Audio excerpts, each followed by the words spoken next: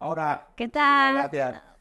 Me alegro de verte. A ti, muchas gracias por haber venido. No, a estar con vosotros por nosotros. invitarme. Bueno, como podrás ver, yo he traído mis deberes muy bien hechos. Argumentados.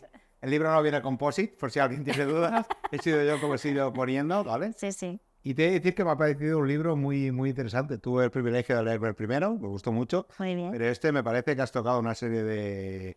Me parece que estás muy bien ayudado.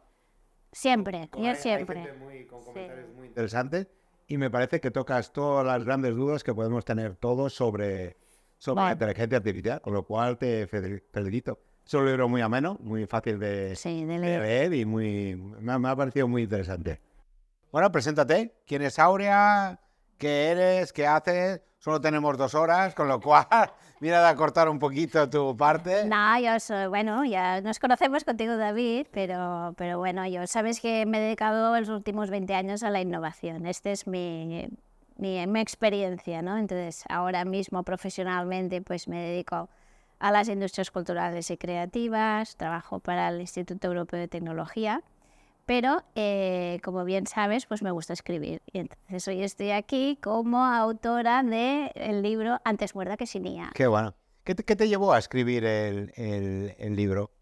Me llevó a escribir que, bueno, el primer libro fue fruto de una amiga que me dijo, bueno, yo hace un tiempo que empecé a escribir posts, empecé a escribir artículos, los posts fueron los artículos y entonces una amiga mía me llamó y me dijo, Aurea, te tienes que presentar a los premios Donatic.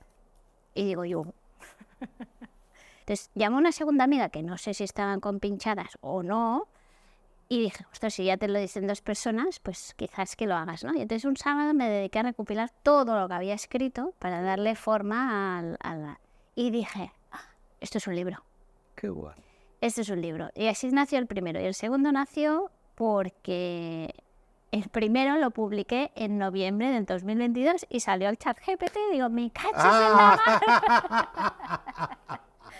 Bueno, es que yo creo que es el cambio más disruptivo. Y dije, Dios santo, me falta un capítulo. Y entonces empecé yo misma a aprender y a medida que iba aprendiendo, pues lo iba explicando con mis palabras, ¿no? Diciendo, bueno, esto, curiosidad y tal. Y entonces de ahí nació el segundo libro. ¿Cuánto tiempo has estado desde que te iluminaste y dijiste, va, voy a escribir un libro, hasta que realmente sale al mercado? Pues tiene que ser un proceso largo, ¿eh? Es un proceso, porque además yo como no sé hacer las cosas sola, siempre me acompaño de gente. Entonces, en el primer libro ya cada capítulo hay una persona que yo considero de referencia, que le deja un comentario, porque, bueno, siempre la suma multiplica, desde mi punto de vista, y siempre te aportan otro punto de vista y, bueno, a mí me gusta hacer las cosas acompañada.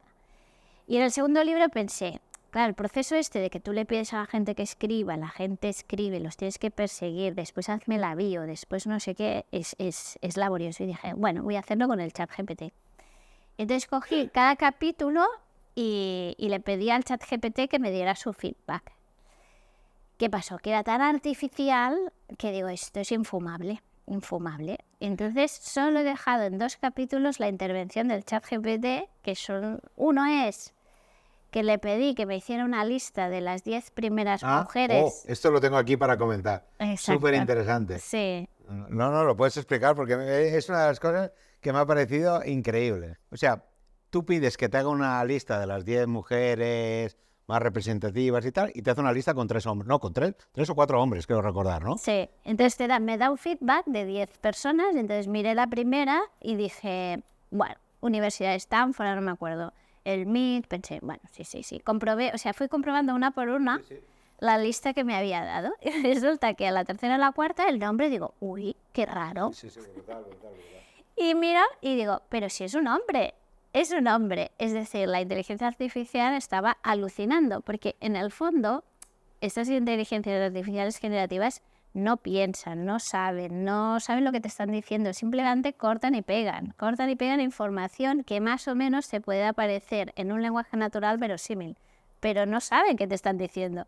Con lo cual pensé, cuidado lo que sale de estas... Bueno, eso es parte de la conversación que luego tendremos, porque al final yo siempre he pensado que, o sea, y aquí sale en el libro, y la inteligencia artificial como asistente será brutal. Nos ayudará muchísimo a hacer tareas. Pero en el momento que pone en el libro, ¿no? El maestro, el esclavo, en el momento que le hacemos caso 100% a lo que hace, estamos vendidos. Porque primero, porque solo trabaja con el pasado, o sea, no trabaja con el futuro, y luego con los sesgos que está programado.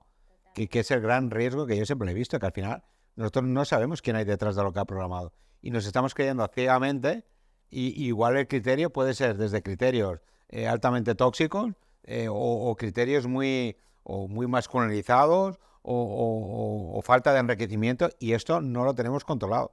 Y eso da mucho miedo. Hay una frase al principio, en el capítulo 1, la primera, que me encantó, que pone lo que todos tenemos que hacer es asegurarnos de que estamos usando la IA de una manera que sea en beneficio de la humanidad, no en detrimento de la humanidad.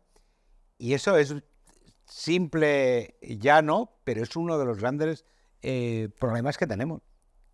Están intentando regularizar una cosa que yo creo que es imposible de regularizar, y además cada sitio lo hace de una manera diferente, con valores diferentes, China, Estados Unidos, Europa y demás, con lo cual, no sé qué opinas tú, pero yo creo que es muy, muy, muy complicado. Como los riesgos, la potencialidad es tan grande, yo digo, es la única herramienta que ha conseguido que los principales líderes del mundo se reúnan en 0, para intentar ponerse de acuerdo. Y líderes de lo más disperso, digamos así.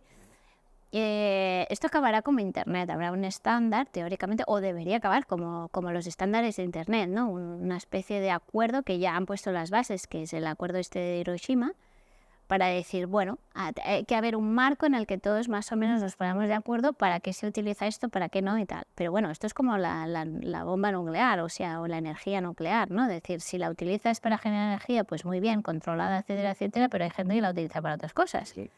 Con lo cual, yo creo que más o menos empezamos a entender que esto va de más o menos de unos estándares a nivel mundial, ¿no? Un marco. Entonces, a partir de aquí, riesgos y problemas derivados de la utilización o de lo que hay detrás, que esto es un poco el libro, ¿no? De decir, primero, ¿quién controla esto? Que este es uno de los temas. Ya lo decía Putin. Putin decía que quien controle la inteligencia artificial controla el mundo. ¿Por qué China es ya pionera en esto? Hay años luz del segundo. Sí, claro, porque ¿quién tiene más patentes en el mundo de inteligencia artificial? Huawei.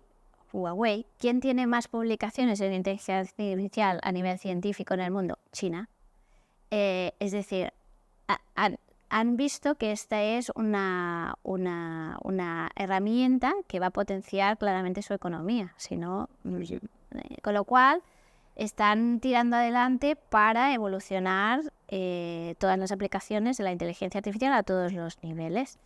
No solo China, sino también Estados Unidos. Había un estudio muy chulo que leí hace poco, que había hecho el gobierno de Estados Unidos, que hablaba de un concepto que me pareció bestial, que eran los desiertos de inteligencia artificial. Qué bueno. ¿Qué consistía? Consistía en analizar dónde en Estados Unidos, era un estudio de Estados Unidos, y entonces analizaban en Estados Unidos dónde había concentración de talento, dónde había empresas, dónde se estaban generando las patentes, dónde se estaba aplicando la inteligencia artificial, y entonces ellos identificaban que habían 3 grandes ciudades que iban a crecer monumentalmente por el impacto del desarrollo de la innovación en inteligencia artificial, 11 más, o me parece que eran entre 10, al final eran 13 lugares en los cuales se iba a desarrollar brutalmente la economía por el impacto de la inteligencia artificial, y el resto lo llamaban desiertos de la inteligencia artificial.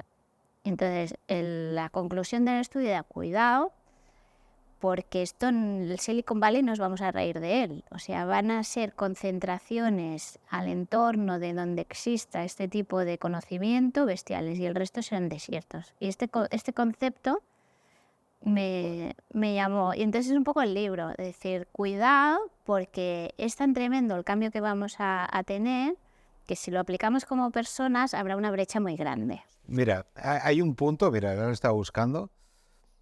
Hay un punto que era el siguiente tema. O sea, al final, yo creo que uno de los grandes debates es qué pasará con la gente, ¿vale? Entonces aquí pone, tan importante es educar a las nuevas generaciones que vienen, como también creo que es importante enseñar a la fuerza laboral existente para que puedan entender cómo hacer que la inteligencia artificial les sirva a ellos y a sus roles. Sí, que esto lo habrás leído, que yo digo que la educación es un arma de construcción masiva. Exactamente. Sí, y eso sí, o sea, tenemos que educarnos todos, no porque todos tengamos que ser catedráticos en inteligencia artificial, que no es el caso, sino que debemos entrar y sobre todo entender para qué la podemos utilizar, porque al final es una herramienta, no es otra cosa.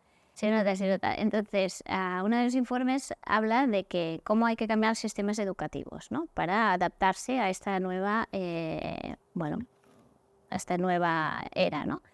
Y entonces dice que hay que educarse con la inteligencia artificial, que es decir, utilizarla, o sea, entender todo esto, para la inteligencia artificial y la base de la inteligencia artificial. ¿Qué quiere decir? Utilizarla quiere decir la base, que es álgebra, matemáticas, etcétera, formar a los niños y a la gente en este tipo de materias y prepararse para la inteligencia artificial, es decir, aprender pensamiento crítico, adaptabilidad, es decir, nos vamos a tener que ir reciclando continuamente y esto afecta a lo que tú decías de la gente mayor. Yo digo que soy una mamá hacker.